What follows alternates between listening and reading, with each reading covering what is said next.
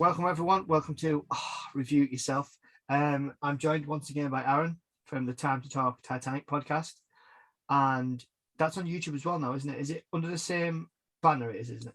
So you can find it on Spotify, Apple Podcasts, all these other podcasty places by searching Time To Talk Titanic. You'll find it on YouTube if you type that in, but the channel name is Arron Flanagan, which is me. So Arron joins me again and to talk some more Titanic stuff. Today we're doing the earliest surviving Titanic film in existence. It's called In Nacht, and the German title, I've not even going to attempt to pronounce it. It was filmed in the summer of 1912, and it was first broadcast 17th of September of that year. It's not the earliest Titanic film ever made. That was saved from the Titanic with the whole Dorothy Gibson, but that was destroyed in a fire in 1914. So unfortunately, we don't think there's any copies out there, but you never know. We might find it one day. This film was actually lost until February 1998. 2 months after the release of Titanic, James Cameron's film, a German film collector realised he had it in his collection. Then it got remastered from there. So you never know. It could still be out there somewhere. I've got to ask, as we kick off, what was with the games? What was that pillow fighting game all about? Where they're on the beam and they're fighting each other. I was like, what's this? It was very, you can tell it's German. There's some games in there that I was like, this is not what would be played on the Titanic. Definitely not. It was very weird. I've got my only kind of note about the games scene is it was nice. I mean, the games were odd, but then I feel like even if they had shown British games of the time, I'd have been like, what the hell? But it was nice that they were showing that, because I feel like a lot of the films skip just the kind of the mundanity of being at sea for days. Before ships were faster, it'd been weeks, and then even before that, months. So the only other film that I think shows that kind of interaction, playing games on a ship, is the 1979 SOS Titanic, which stars David Warner as Lawrence Beasley, and David Warner then went on to play Lovejoy in the 1997 film. So he went from love interest to henchman, as all actors do eventually. Looking at you, Billy Zane. But I don't think I've seen SOS Titanic, and if I have, it was a long time ago and I can't really remember it. I've seen that much about it. It's probably just merged into other things. But it's not great, and all I would say, within this film review, here's a little mini review of the 79 SOS Titanic. Pretty shit, and the sinking scenes are literally just A Night to Remember's colorized. That's it. Oh, okay. I mean, yeah. So you're not missing much, to be honest. Yeah. That's fair enough. This film was clearly filmed on a much smaller ship, but I quite enjoyed it. I mean, the thing is, even though it's not the Titanic, it's still a 1912 ship. So even though you can tell it's smaller, and I guess the games thing was because it's a visual medium. I watched a version with music on it, which I found more. Yeah, actually, just before we get into it again, just when you're saying that, so the version, just to make sure we watched the same one. Mm-hmm. So I watched one on the YouTube channel, was called Titanic's Officers. Yeah, that's what I watched. Yeah, I watched that one. Yeah, so it was the remastered English version, and yeah, the music was top notch. I loved the music. I thought it was really good. It really worked, but it made it it felt almost like a pantomime at times. I know it's a silent movie, and I haven't seen a lot of silent films, but I've seen kind of the early era of films, your Laurel and Hardy's and those kind of things. And I get that it was much more a visual thing back then because there was no speech. But I just and I know I was watching it once again thinking, oh, it's just going to be another podcast of me and Aaron talking about the captain. The captain, I loved the captain in this film. He was just so expressive. He was just all over the place. His arms were flailing everywhere. His eyes were bulging out of his head. I know. Oh. In terms of being very dramatic, I think the most dramatic, and I mean, I'm skipping a bit, but it needs to be said, Murdoch's reaction to spotting the iceberg, it lasts so bloody long no wonder they didn't have time to avoid the iceberg. I He's know. like grabbing his head and pulling his hair and like pointing. And it's like, go and tell them, like, go, like, hurry up, go. But he's like say pantomime. He's like totally pantomiming it, which fair enough. But that made me laugh. That really made me laugh because I thought, see, if you had just been a little bit more chill, you know, you might have had time. But yeah. Yeah, it was. And everyone stands at the same railing. it's just really strange. But yeah, and then I was watching it, the wireless room in particular, and I was watching it thinking, there's something wrong with this video. Like, is it like moving the camera? Like, what's going on? And then I realized they were tilting the sets. They were actually all the sets. They were like moving them up and down, as if it was like. And I'm like, the Titanic wasn't a canoe.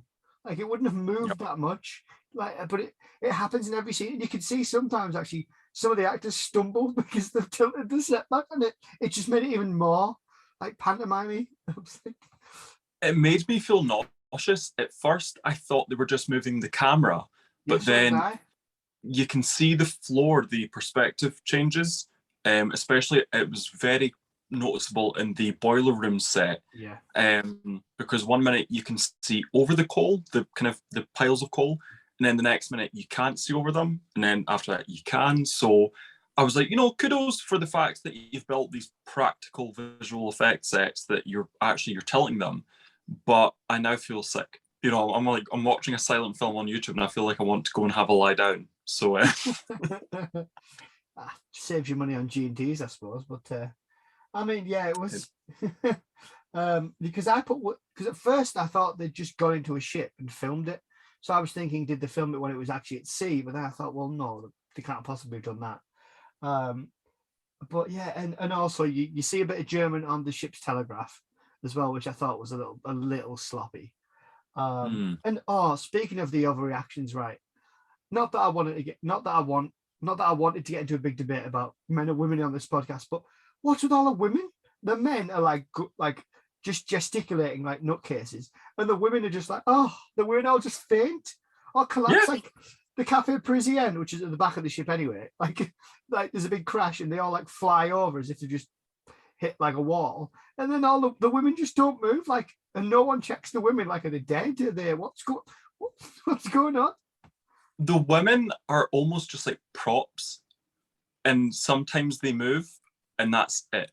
Like, basically, like when the collision happens, like you say, the Cafe Parisien, they're fucking fly out their chairs. It's ridiculous. It's so over the top. It's brilliant. The Cafe Parisien set is actually it was all right. Accurate. It's got some trellis on the walls. It's got the wicker chairs. Well done. But and then it cuts to the first class cabin, which in my notes I wrote is probably one of, if not the most accurate first class cabin I've seen in any Titanic film. Because, with the furniture, with the walls, I think the only thing that's a wee bit, are the kind of wall sconces, because they're like little candle things, which you wouldn't really have had. But apart from that, if you ignore them, I actually think it's the most accurate first class cabin I've seen in any Titanic film.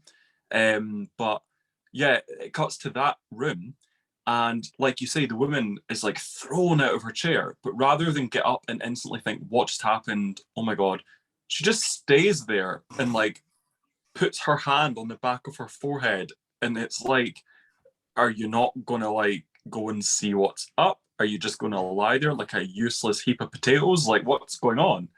Yeah, it gets worse though. There's the other bit where the other woman, she's in the stateroom and she's thrown off her chair. Like, she's just sat there having a nice read at midnight, nearly midnight, and then she's thrown off her chair, and then the kid jumps up out of bed and she runs in, checks the kid's okay, brings him back in, and then this steward runs in, like gesticulating wildly, and then she just falls back on and puts her hand, she swoons, she proper swoons. It's like Star Trek The Next Generation type reactions, like when they're getting attacked. It's that kind of thing. Like, have you ever watched the video? It must be on YouTube somewhere. But it's like Star Trek Next Generation set, but before they put all the effects in, so it's just a static camera with the crew, with like Picard and all the actors just like flying around it. It just looks horrendous. It's kind of like that. It is basically like that. Yeah, it's the acting. It's really funny. part of me really admires the simplicity of it, because when you think of films nowadays, they're quite convoluted. If you miss one Marvel film, you might as well die, because you're not going to know what's happened in the next one. Even the 1953 Titanic film, not that I'm saying it's complicated, but if you were to tune into, say the part of the film where the priest or the ex-priest kind of goes down to help the boiler men, you wouldn't really know the significance of that, because you've not seen that he's like a disgraced priest who was like an alcoholic and blah blah blah. So it's really interesting to see that kind of silent films had to be very simplistic, and part of that's really charming and endearing, and it just kind of gets the main point across. But kind of as we've developed, or as film has developed, we've been able to get far more complicated, but there's times when I actually think we could really look back to these older films and think, how can we strip it back a little bit to just kind of not be so overly convoluted. But yeah, the acting is ridiculous. It is, no, it is. And no, I couldn't agree more. I thought that when I watched Titanic 1997 earlier today, that films of instead of CGI, and I know there's very little CGI in this, but well, there's none. I mean, but I just mean that kind of the way it's gone, like CGI was there to enhance or to remove things that weren't meant to be there, or to maybe create a creature. But they've gone to become so like in 20, like how old's Titanic? 25 years old, that film. The effects are probably 26. And then you look at it and you think in 25 or 26 years, is anybody going to be watching Avengers Endgame and not going, well, is anybody watching it, for one? And two, is anybody going to be watching it doing anything other than, oh my God, how bad's this look? Because of course they are. God knows what's going to happen. Like, they probably won't build sets within about 20 years. They barely build them now. I think, like, Titanic, like say what you want about this film, and how realistic the sets are. They were building out of, like, real 1912 things, the ships you see in 1912. So it has that level of authenticity just purely because it was made then, even though they clearly do use sets. Like the wireless room, like that is a set, because it tilts, but the equipment in it is spot on. Like to get that level of authenticity in a film now, you'd have to replicate things that would probably cost you thousands to do it properly. Whereas they just went to kind of wireless room, took a few bits and stuck it in a set and moved it about a bit. But no, I couldn't agree more in terms of the film thing. I think we've gone too far in terms of effects. If I see it, like, because we know it's not real. The human eye can pick, like, we know we're not daft.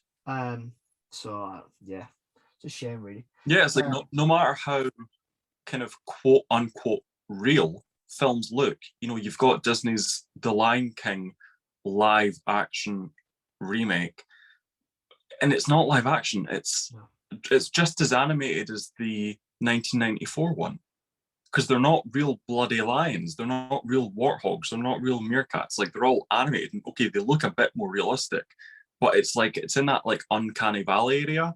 Whereas this film and the 1953 one, I really appreciate the super practical effects, and even the 1997 film, the vast majority of that was practical. Purely because they didn't have the kind of technological advances that we do now. And James Cameron had to kind of on the spot, well, not just him, but him and his team had to kind of think up a lot of these things, which then went on to help films like the Lord of the Rings franchise. So, a lot of the kind of groundbreaking CGI effects that we have were thanks to Titanic 1997. And then big, massive franchises like Lord of the Rings helped to popularize in an even bigger way. So watching this film was quite humbling, actually, because it was like watching a stage play on YouTube and then feeling a bit sick because it's moving so much. One thing I thought was really funny, because obviously there's kind of title cards or like, writing that appears because it's a silent film. So they've got to kind of say what's happening and, but there's a bit that pops up and it says, the captain hands over the watch to his first officer, who later drowned. Yeah, I read that. Yeah, I thought the same thing. Like, I love how they tell you the fates of the characters. Like, yeah, this guy you're about to meet, he dies. But I enjoy know, it it's anyway. spoiler much. Like, could you imagine, speaking of Marvel, like if an Endgame towards the start of the film, you see Tony Stark, Iron Man, and then it's like he's gonna die. By the way, people would be like, "What? Like he's gonna get Thanos snapped? Like, thanks." The little Microsoft clip pops up saying Tony Stark's about to die. How can I help? Right in the corner. The people be like, "What?" It was so funny to see, but it was interesting because obviously, because this film came out the same year as The Sinking, months after it, people, I guess, they knew, like they didn't need, this suspense. They didn't need to think, oh, who's going to live, who's going to die. Whereas in 1997, people might have actually left the cinema not knowing that Murdoch was a real character and that Jack and Rose were fake characters. Whereas in 1912, people kind of knew that the most senior officer to live was Lightoller. That was very publicized. He was very criticized. So yeah, I just thought that spoiler was even for me that I knew, but when I saw that pop up, I was like, thanks. Yeah, thanks for that. Yeah. Spoiler. But it is interesting though, isn't it? Because like looking at this film from like a purely historical point of view, it's interesting to see how quickly like myths or stories are accepted. So you've got Captain Smith's Be British, you've got Near My God to Thee, even though it's still disputed to this day, and just things like that were already in there that you thought, wow, that's really soon for them to be kind of going, yeah, this is what happened already. But so that I thought that was interesting. I don't know what you thought watching that. That just like stood out to me a little bit. No, you're totally right. Like I wrote both of those things down.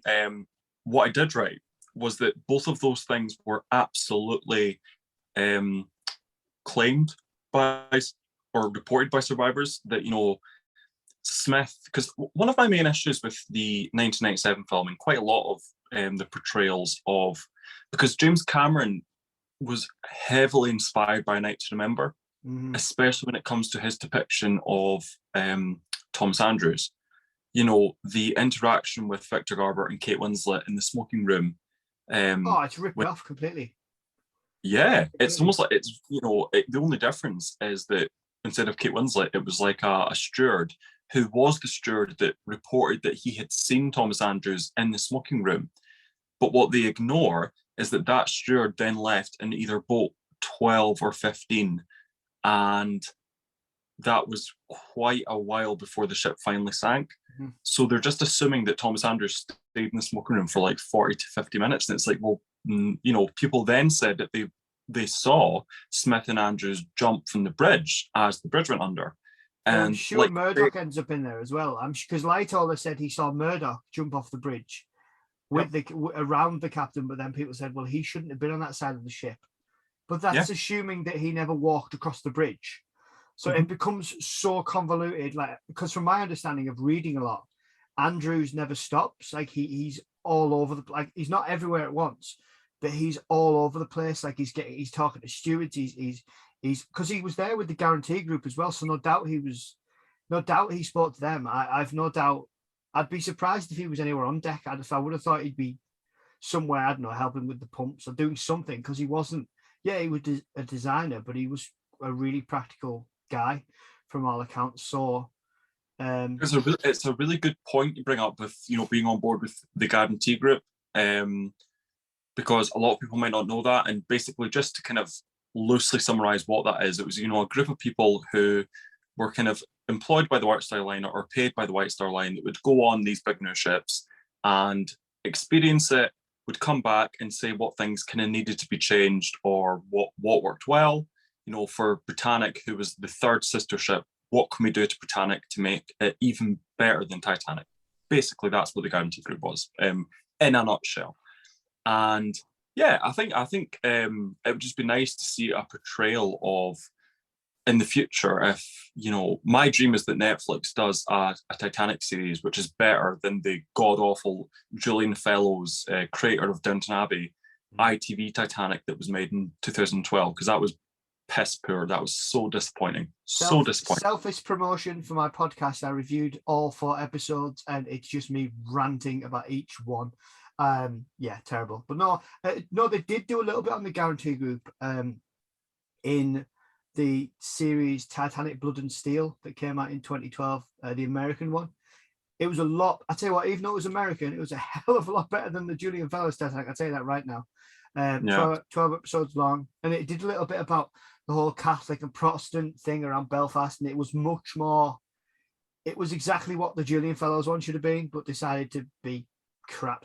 So no, that one was decent because one of the characters in that gets picked to be on the guarantee group.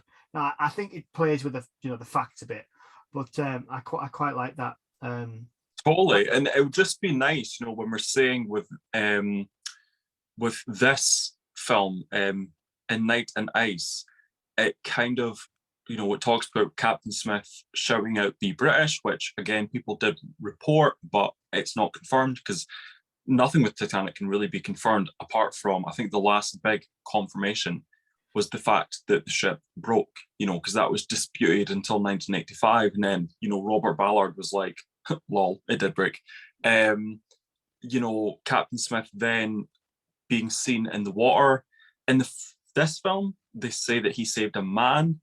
The actual report was that he saved a baby, which no, like it wasn't. There was no reports sadly, of a baby being saved in the water. I'm pretty sure that was just something that was maybe just thought of because it was like a very kind of heroic final act from a ship's captain, not only saving someone from the water in your death throes, but saving a baby from the water. That's just, but you're right. It is interesting that in Neither My God to Thee, that's disputed. Was it Autumn or was it Neither My God to Thee? Because the guy who said the most, because because you do right. I tend to presume because I'm just talking to you and we know a lot. I forget to kind of contextualize.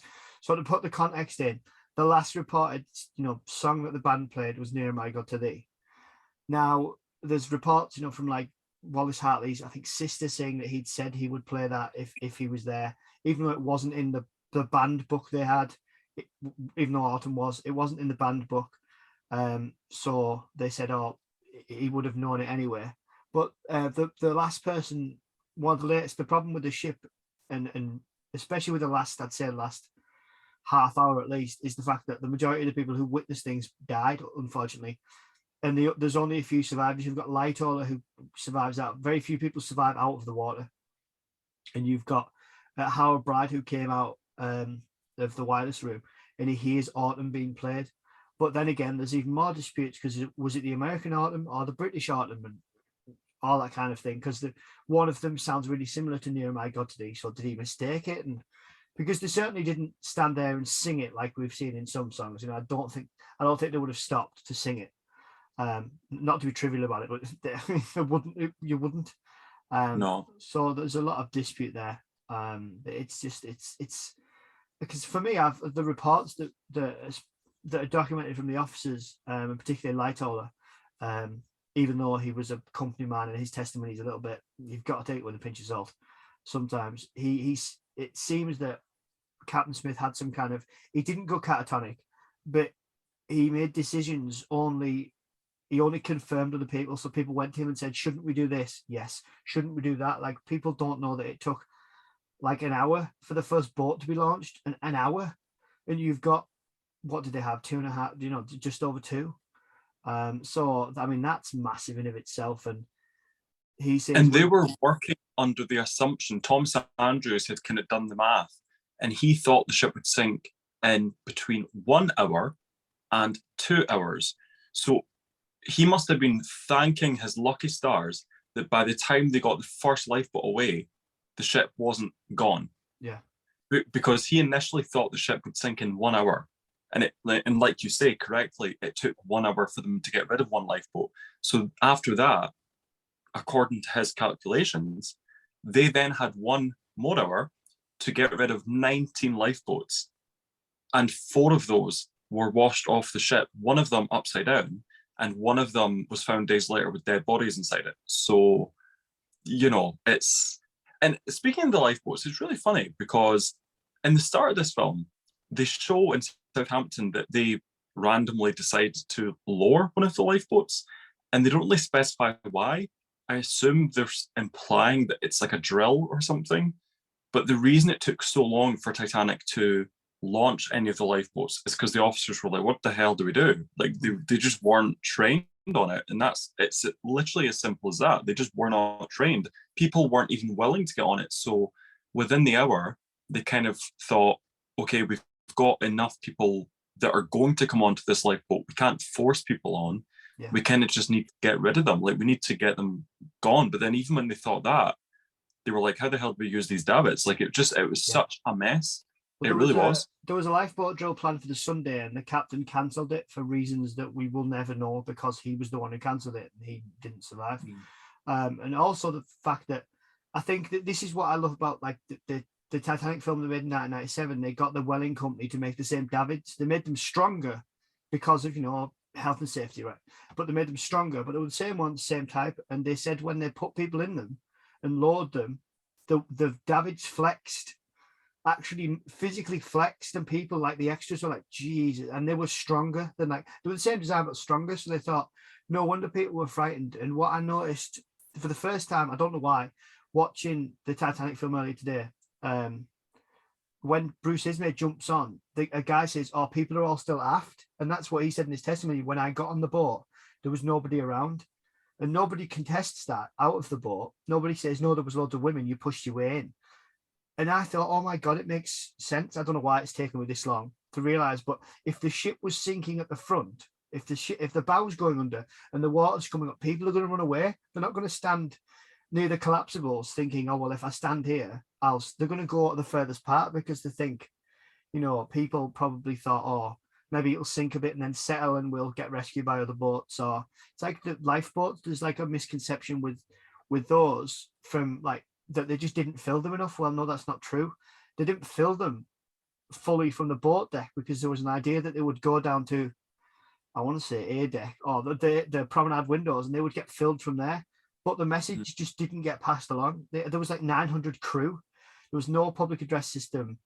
They had no way of giving messages, no phones, or there was no kind of like mobiles or anything like that. No radios. They couldn't just give out information quickly. So there's a lot of misconceptions, and that's why they don't become very, very filled. And there was disasters before where boats had split open, which so the assumption that we weren't sure they might split open and stuff. Talking about the Titanic film, but no, it all leads into there. I love that stuff because it makes you think. No, it does totally. Just final kind of point on the kind of lack of communication. In a lot of the films, it's shown that Smith, Andrews, Ismay, and the officers all kind of have a meeting after the iceberg collision, and that never happened. It just didn't happen. There was no kind of time for that. They couldn't. How are you going to muster at 10:45, 10 to midnight, all of the officers that you need to speak to? That just isn't going to happen. So yeah, there was no kind of group huddle where they said, like, go team, like, let's go lower the lifeboats. Like, that just didn't happen. There was one crewman actually phoned from the docking bridge on the stern. He phoned the front of the ship to report a lifeboat in the water. So he thought that some drunk passengers had actually lowered a lifeboat for a laugh. And they then said to him, oh no, we're sinking. You need to do X, Y, and Z. And that was the first time that he even knew. And he worked for them. So yeah. So that just kind of shows the complete disorganization, and through no one's fault. They just, like you say, there was no tannoy system, no walkie-talkies. Yeah, it was just really sad. One of the things when we're talking about kind of perpetuating myths, or maybe not myths, but things that haven't been confirmed, this film, one of the title cards comes up and it mentions the boilers exploding and flames blowing out the funnels, which I thought was really bold, actually, for it being a 1912 film, because that was reported by survivors and actually is one of the most likely things that would have happened. And to the point where Titanic, Honor and Glory have even shown that in one of their animations, Titanic, Honor and Glory being the very kind of known game developers who have done lots of animations of the sinking. They in 2012 kind of blew up, and they were on like lots of news segments and stuff. Lots of museums and authors will license their work, and documentaries, Channel 5 documentaries have licensed their work as well to use. So, they've shown the second funnel sparks shooting out of it. And so it was interesting to see this film from 1912 reference that. Yeah, because how would you have known? Like, it's not like you could have, anybody who would have been able to far enough away from the ship to see it, that wouldn't have been possible. And then if you were on the deck and you looked up and saw things, I mean, might it have been the flares they saw coming back down, or, might it have just been the escaping steam? I mean, I find it is interesting because when I'm watching it, even if they closed all the dampers, which I don't believe for a second they managed to close every single one, No. I do think boilers would have exploded. I find it ridiculous that they wouldn't have. But unfortunately, again, you hit a brick wall in terms of, because there's no survivors. Like there's survivors in the boiler room, Frederick Barrett being one of the most famous or well known. Whereas, the engine room, there's nobody who survived. There's nobody who survived from the electrician, like the fuse where the electricians were. I don't think any from there survived. So you are kind of guessing all the time. I mean, we still don't know that how much iceberg damage there was. Did it hit the underside of the ship? Did it just hit one side? Did it hit the other? We don't know. What it could have hit a trough. It could have damaged both. We don't know. But because you can't see, because the stern's buried in mud. And I know there was an idea to kind of ultrasound it, but I don't think it works. Because I mean, there's still huge gaps. It's what I love, that people think that the story's done and dusted. Do we know everything we need? We're ever going to know? Well, we don't. We're not even close. Not even close. That's kind of what's keeping it so kind of relevant. That's why the interest has never died away, because there's so many unanswered questions. And when we're talking about all the different kind of crew members and stuff, one thing I liked about this film was the kind of respect and like the adoration that was shown to the different crew members. So, like the captain, the wireless operators, all the officers, as opposed to 31 years later, Nazi Titanic, which was very much kind of like, haha, Britain, F you built a ship and it sank, lol.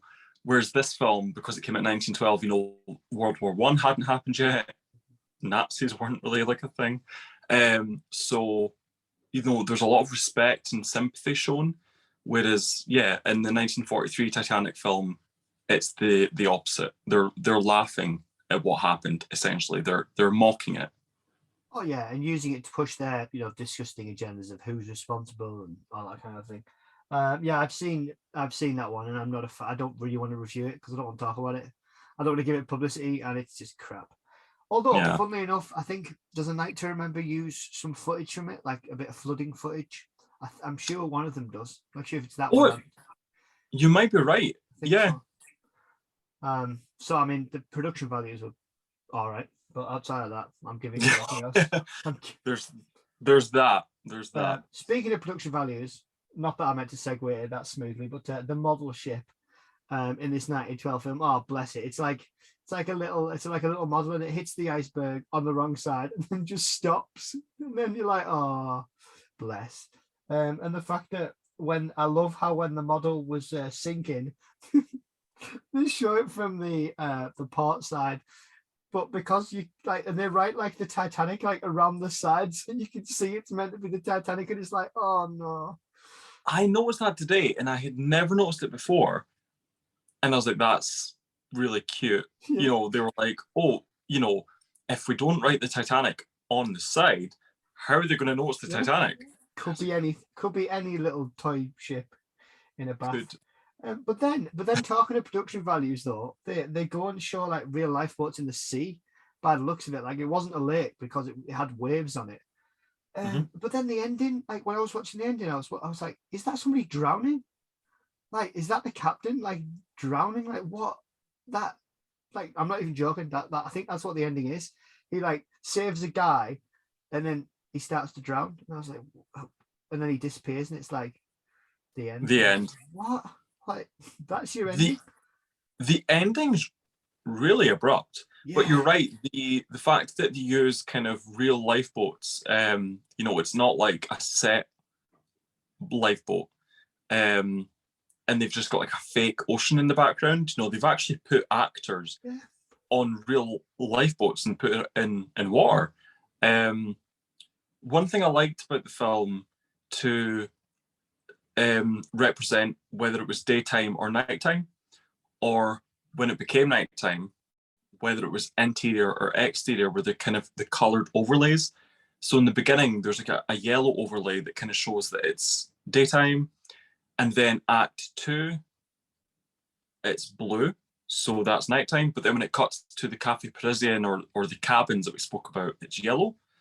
But then during the sinking, it's red. So obviously red's like danger and all that kind of thing, which I just thought that was like a nice touch. Whether that was a thing that they put in when it was remastered, I'm not sure.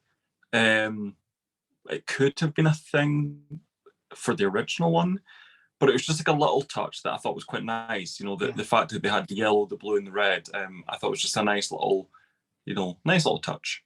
Yeah, from what I understand, I think it could have been part of the original, because you could do like colored filter overlays, like kind of like a film over the top of the footage to make it look like colored, but they couldn't colorize. They didn't colorize God in the BBC till about the 70s, did they? But Yeah. I did like that. Yeah, I noticed it more. I didn't realize it did that with the daytime, so that's something I didn't pick up on. But I did see that it changed when there was the explosion and the sparks flew out the funnels. Although they used the American smokestacks, which I was a bit like, oh, that's a bit. Never mind. I'll let them off. It went like really red, didn't it? And I was like, oh yeah, okay, that I noticed. Because just in case you didn't know that they were in danger, because there's only half the ship sticking out the water, we're going to make it red, just so you know, just so you know that they're going to die. We'll make it red. And there's like a shot from away where they show all these lifeboats just bobbing about, and it looks like it looks tiny, and you're like, oh bless, like they did the best. At least it's what 110 years ago. Like I'd sooner watch that than I would rubbish. At least somebody made it. They put a bit of effort into it. It's Exactly. not the worst model of Titanic I've ever seen in terms of its accuracy. It doesn't do what some Titanic films have done and use a completely different ship on the poster, which I know we've talked about before. I know. Oh. I was going to say that actually, because at least when it shows during the daytime, it shows the Titanic sailing out of Southampton. And then when it shows the model sinking, at least they kind of look similar. Whereas, yeah, like you say, in the 50s, they use the Queen Mary for the poster, but then they use a surprisingly accurate Titanic model for the sinking, and it's just it's bizarre. It makes no sense. But yeah, I thought this film was quite good. I think people should watch it. I do recommend it because, like you say, it's the oldest surviving Titanic film. It gives a good kind of idea. I think one of the things I really liked was in the beginning, like the very beginning, with the boarding scene. Yeah. The people are wearing what people would have wore when they were on Titanic. So they're not costumes; those are outfits, and those are outfits that would have been popular when Titanic sank. The mannerisms and the way people are behaving. There was one woman, just the way she was like talking to people kind of behind her in the queue to get on the ship, and she was kind of speaking over her shoulder. And it was but she looked very kind of posh. She looked very first class, but the way she was talking and kind of chatting behind her was very casual and very relatable. And I liked that because I thought, when we think of 1912 first class women, I think we think of like Rose's mum in the 1997 film, very like stiff-lipped, very kind of like tight-laced, when actually this very wealthy woman, or wealthy looking woman, she was just chilling. She was just, having fun. She was boarding the Titanic, and it was just nice to see. And the ship in that scene, looked very accurate, but then it cut to like a few seconds later, the 1 minute 42 mark, it cut to another ship, and it was like, yikes, that is not the Titanic. Oh god! But before that, it could pass. It was passable. But yeah, I think this film is worth watching for its historical significance, and I liked it. I enjoyed it. Yeah, I did. It's not a film I'd seen before, and I was looking for something for us to review, and I thought, well, review, talk about. And like I thought, oh yeah, I'd never seen this one before, so I was just training through looking for like old Titanic films, and I think you're never too old to stop learning. You're never too old to stop like looking at different things. Definitely with the Titanic, I think the minute that any Titanic historian or fan or whatever thinks that they've read or seen everything, it's like, yeah, you need to go back and have a look, because I'm sure they've made something else out there. I don't know if I should. I'm dying to do, like one of those episodes that's like hit Titanic or Olympic. I'm dying to do one of those, because there's a few of those, and I'm like, but it'd just be me mourning, going, no, no, no. I've seen a few documentaries. I'm sure you have yourself, where you just sat there going, that's not true. That's not right. That's not right. So when you say Titanic or Olympic, do you mean the switch theory? Yeah, that whole thing. Yeah.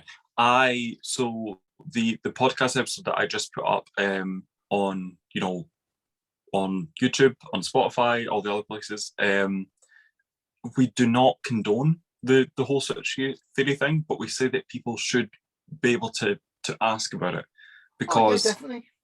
If you're not able to come onto like online groups and say, hey, because imagine, so it's like a 16-year-old and they've just kind of got into the Titanic, and one of the first things they see is, did you know that the Titanic and the Olympic were switched? And they're like, oh my god. So then they go on a Facebook group and they ask about it, and they're met with people who are like Titanic veterans in the community, and they just say, we don't talk about that here, no thanks, you're blocked, like, don't. So basically on my podcast, the last episode, we were kind of speaking about how we don't like that. We don't condone the conspiracy theories, yeah, but people should be allowed to ask about them, because if they're not educated, then they'll form little echo chambers that just, it's not great. It doesn't help with kind of maintaining an accurate image of the Titanic's kind of legacy. But yeah, it is interesting. It's funny, how these, quite quickly, these conspiracy theories kind of cropped up. It's not totally out of the realms of possibility, though.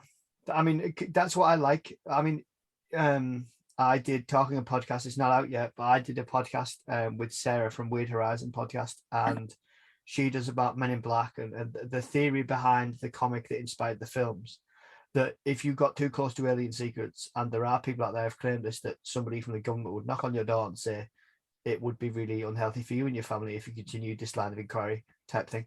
I love the possibility, and I agree that things shouldn't be gate kept. I don't agree with censorship at all, to be honest. I think if you ban something, this is any kind of topic, if you ban something, then people are going to go, all right, then I will go and find a group who will talk about it, and those will be the extremes. It doesn't matter what extreme that is, they'll go to the extremes. Whereas if you had a middle ground where everybody could just talk, then they'd be able to. But no, yeah, it's an interesting theory, and it's not, especially when you look at the HMS Hawk and the damage it did to the Olympic, and if it did the damage that they said, it's questionable. Could the Olympic have continued sailing for another 20 odd years? It's a bit like, well, okay. And then the damage that the Titanic had, you think, oh, this is interesting. So maybe I do need to have a look at it. I don't wholeheartedly agree, but there are parts where I think that's interesting. You can see how people come to that conclusion, definitely.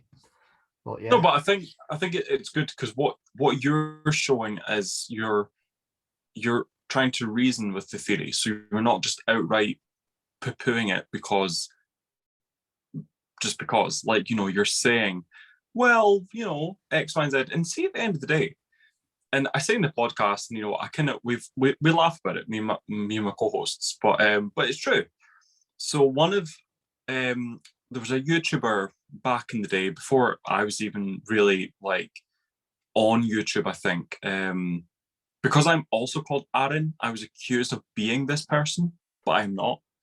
Their channel name was Arron 1912, and he came up with the V-break theory, which is where, and some, I think Jack Thayer kind of, He sketched it, didn't he? Didn't somebody, or did he sketch it from a survivor's description? Jack Thayer described on the Carpathia what he saw, and it was a crew member on the Carpathia that drew it. Yeah. So you're right. The sketching is connected with Jack, but it was a Carpathia crewman that drew it. But Jack Thayer, slightly later in life, not like, you know, years and years later, but a while later, he wrote a kind of, you know, his account of the Titanic disaster that he wanted those close to him to read, and then he wanted that to be the end of it. He didn't want to speak about it anymore. He kind of wrote it, gave it to people that he wanted to read it, and that was it. And that was that. But he distanced himself from those sketches. He said, he was like, you know, I described it to them. They drew what I was saying, but they did not draw what I saw. Yeah. And that's fine. The example I give is, there's the very famous account of the victim of like a robbery or something, you know, being mugged. They described the perpetrator to a policeman who was not trained on doing sketches. Yeah. And they show the person the sketch they've done, and all they've drawn is like an egg. And the person's like, where are the eyes? Where's the mouth? Where's the hair? And the policeman's like, I can't draw. It's like, well, that's not helpful. That doesn't help me. Like, you know, that's an egg. So, you know, it's kind of like you're describing to a crew person what you saw when a ship sank in the dark and you were in the water and trying not to die. Like, that's, you know, so in this sketch does show the bow lifting out of the water as the ship breaks. People have said that, I mean, and it's physically impossible for a ship that is full of water to lift out of the water. The buoyancy is gone. There's no buoyancy in a ship that is full of water. That would be like the sunken ship as it stands or as it sits, lifting out of the water. It cannot happen. What people think might have happened, which is an interesting theory, when James Cameron flooded the Grand Staircase set, which he said he built exactly as the Grand Staircase was built on the Titanic, the set lifted up. Yeah, broke free from its mountain, yeah. It did, it broke free, and it was lifting actors and extras with it, and it was really scary and dangerous, and they had to stop filming. But what people think might have happened was that people were seeing the Grand Staircase coming out of the water, and they might have mistaken that for the bow coming out of the water. It's, you know, it's one of those things that isn't certain. But you know, in the podcast I say, if you watch a video by Arron 1912, who I don't even know if he's still on YouTube anymore, but if you watch that and you buy it, you live your best V-break life. You do you, boo. You know, if you want to believe that, you're not hurting anyone, because at the end of the day, if people want to read anything, you know, but Titanic specifically, and come to their own conclusions, that's fine. You know, I've got an interesting one that's more on the break theory, and I think I've only seen one documentary that talked about this, and I can't remember which one it was, and I will have to find it. The idea that the ship, when it broke, didn't break from the top down; it broke from the bottom up, because if the ship had broke in the way that it did, you would expect the hull to be crushed and the upper to be like the upper decks to be fine, but you see the opposite with the Titanic. The bottom is almost cut perfectly, like the hull, and then the top is like crushed. So it looks like more like it went like that than it went up than it did go down. Not that I'm like trying to support the V theory, because I agree the buoyancy it doesn't work. And again, the funnels were floating about as well, so could it have been one of those that were seen? And also, well, it was pitch black. I think that's part of the reason why people like there was no. It's not like the films where the lights go out and you see it against the starry sky. We wouldn't have seen a thing. The human eye doesn't. It doesn't adjust to darkness if there's nothing else there. And like they said, it was a moonless night, which was the whole problem. No, you can't see the waves breaking at the bottom of the bergs and all that kind of thing. So it's well documented. And there's other theories. There's one that I know a lot of people. It's a relatively new one, but it's all about there might have been some kind of mirage theory, so that they couldn't see the iceberg, so it was very close, and that might be the reason why the Californian thought it saw the Titanic, but it might not have seen the Titanic, and there might have been a second ship in the middle. Like, we don't know. Like, why are people so certain that it was the Californian? Why could it have not been some illegal whaler with no wireless that didn't want to be found? Didn't want to say anything, because it is kind of, it's odd because the descriptions that the Titanic crews gave of the ship doesn't match the Californian. So it's like, right, well, what ship did they see? So I love stuff like that, because I don't think you should ever close the book. And at the end of the day, it doesn't matter what theory you kind of stand by or you want to look into. We're all interested in the same thing. We're all interested in the Titanic. It's not like somebody coming in who's not interested in it. Like, it's a different situation if somebody who's not interested in it comes in and starts being like, this isn't right and that's not right. But hang on a minute, like we're all just like, we're all geeks. It's all we're trying. We like reading the books. We like watching the films. We're not like trying to have a go at anybody. Not only that, it's not like it doesn't change what happened. What happened. Like, people could, the cold water mirage theory is a really interesting one, because it could even be like you say, it could have been an illegal whaler, or it could have been a star. If a star had gotten close enough to the horizon that the mirage expanded it to make it look like a ship, but actually it was a star. And we'll never know. But like we said earlier, these kind of questions and the uncertainties of it all are things that keep the story fresh, because they'll never be answered.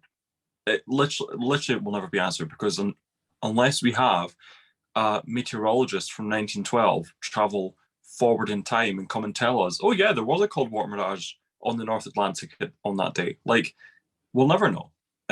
So that theory, which I think Tim Moulton is the one that really kind of carries the torch for that theory, which I think is pretty plausible. Unless we have a time traveler, we'll never know. So that theory will just forever be one. That theory will outlive us. Yeah. And that's just kind of how things like this go. Yeah, and it's funny because a lot of misconceptions come from, like, and I don't mean this in an insulting way, but it comes from a lack of knowledge. So when people say things like, well, if they'd have had binoculars, they would have seen the iceberg. Well, no, actually, it's better to have a human eye in a wide range of vision, picking things out, than it would. Like, they did clever things. They doused all the lights forward of the crow's nest so that they didn't interfere with, with the eyes. Frederick Fleet, and I can never remember the guy who was there as well. Reginald Lee. Good lad. See, this is why we do it. It's a weird name. It's not a very common name. Yeah, I can never remember the guy's name, but I it's things like that I think are really clever, and it's things such as well, if they hadn't have sped through the ice field really dangerously, it's like, no, that was the accepted practice back then, that would, to get through ice, you either stopped for the night, which we saw with California, or you sped up and got out of the area because you couldn't get rid of them. So it's the idea that, oh, we'll get through the ice field as quick as we can. And it was a unique year. The ice went further than it had ever been seen before. So a perfect storm, as to say, a disaster is never caused by one thing. So it's like, oh, there wasn't enough lifeboats. Yeah, but even if there was, there couldn't have. You can't magic lifeboats into the water. You can't. So yeah.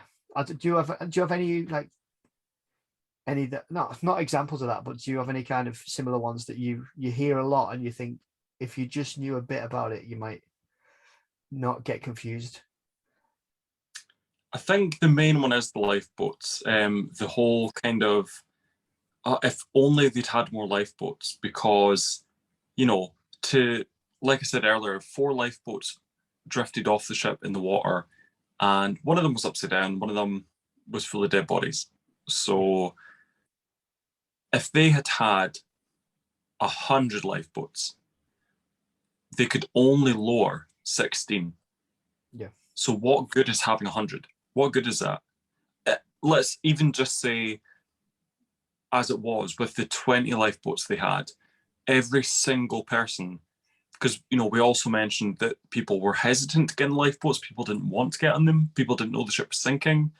The ship had quite a list to port, due to coal being shifted away from a fire that was in the coal bunker, which again, that's a theory that it weakened the steel.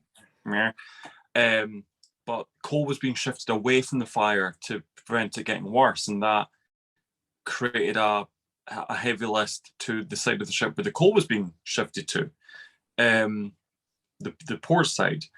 So people were used to the ship having a list. So when the ship then started to gradually sink, people didn't feel it. People didn't realize that the ship was really sinking. Lawrence Beasley said that he only realized the ship was tilting in a strange way when he tripped going up the grand staircase. He said he'd never tripped before, but then on this night or morning, he was going up the stairs and he stumbled. And it was just then he gathered himself and he realized the stairs were tilting in a very strange way. And that was the only reason he knew. So even if on that morning you had every single person, including third class, standing on the boat deck like, yep, ready to go in the lifeboat, get me in, here we go, buzzing, they couldn't do it. Like they still wouldn't have been able to save everyone. So whether they had more than enough lifeboats or whether they had everyone willing to go on it, people still would have died. Even with the head-on collision theory, I think that the ship would have sank. Obviously, it just would have sank slower because the water rising in the watertight compartments, it still would have risen, but it might have taken a day for the ship to sink. Yeah. But it would have given you enough time to get people off the ship. But you still would have had a lot of people in the front of the ship get crushed to death. Particularly the crew, because that's where the crews were in the front. So it would. Yeah. And then if a lot of the crew are killed, how do you do the evacuation? And a lot of the men in the front would that was where the firemen were kept, and a lot of the engineers who would have manned the pumps. See, this is another thing we don't know. Is the reason that there's that disparity between what Thomas Andrews says an hour, 2 at the most, and then it lasts over 2 hours? Is that because they were desperately trying? Did they get the pumps in? I know some films show them doing it. I think I need to remember, get the pumps in. I wonder, I think they probably did. I think, they might probably actively trimmed the ship as well. Like all ships have a natural list anyway. You've just got to control it, because we're not boats aren't natural things. That they're not meant to kind of float. Metal's not meant to float. So I do wonder if there probably was a battle. I'm sure there's a film about that, actually. I think there is. I think there's a film about the is it about the engine? I think it's called the Titanic Engineers. Have I seen it, or have I seen a series about it? I've seen some. I'm trying to think. There's quite a few. So we mentioned Blood and Steel earlier, but that might not be it. But there is one that kind of focuses more heavily on them. The name of it will probably come to us once we've kind of hung up on this call. But there's so many factors that could have played out, but I just feel like inevitably, unless Saving the Titanic, it was a docudrama in 2012. I think I've seen it, actually. It's a German television docudrama, and that focused a lot on the crew. I don't know if I've seen it all. I might have seen a bit of it. But yeah, sorry, I didn't mean to interrupt. I feel like the only thing that would have saved the Titanic is if it hadn't hit the iceberg, and that's it. Yeah, that's the only thing that would have saved the people who died. That if it hadn't hit the iceberg, that's it.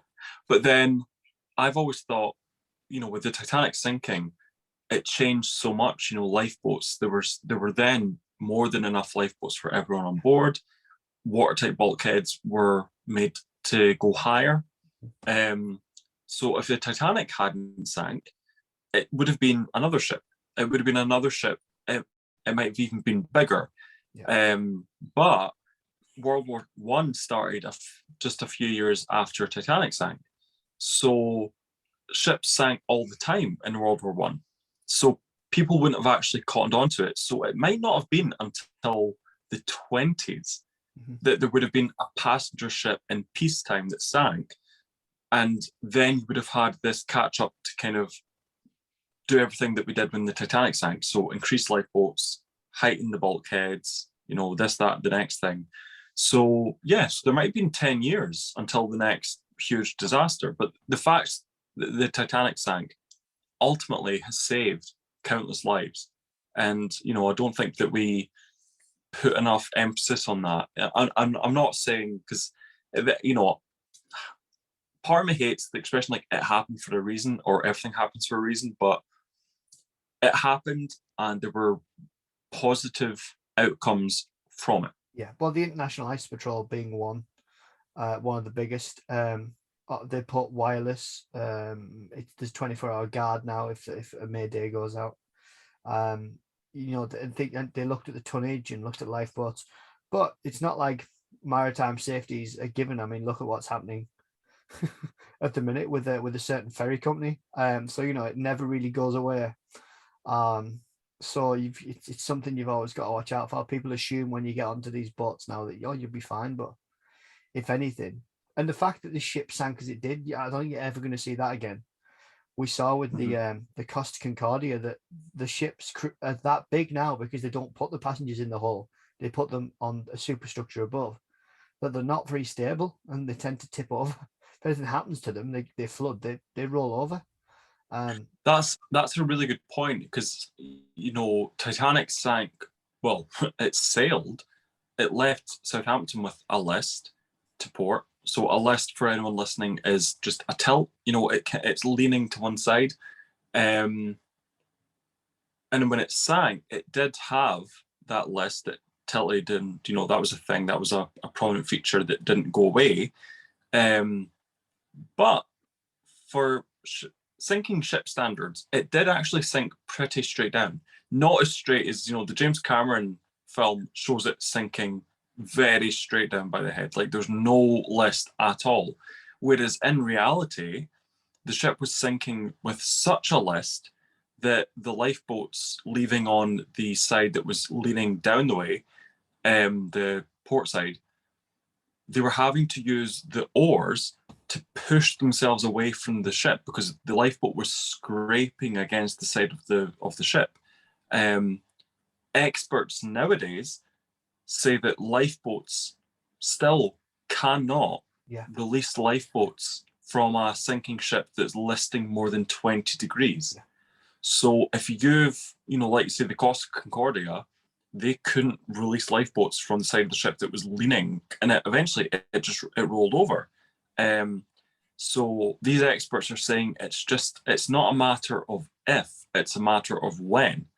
When are we going to have another Titanic where there's, all these politicians and celebrities and aristocrats and, famous people on this ship that sinks, and we can only release lifeboats from one side of it because it's listing 22 degrees, which that's a scary thought. It's terrifying. But it's one of those things that it's going to happen. It's just, when's it going to happen? Yeah, but I think people think sometimes we've got past these being so infallible. They look back at the Titanic and think, well, what were you thinking? But actually, things are never too far away. You've got to be very, very wary. I mean, look at was it the Queen Mary that was hit by a rogue wave? That's what inspired the Poseidon Adventure film. And they said if that had tipped a couple of more degrees, it would have just rolled over.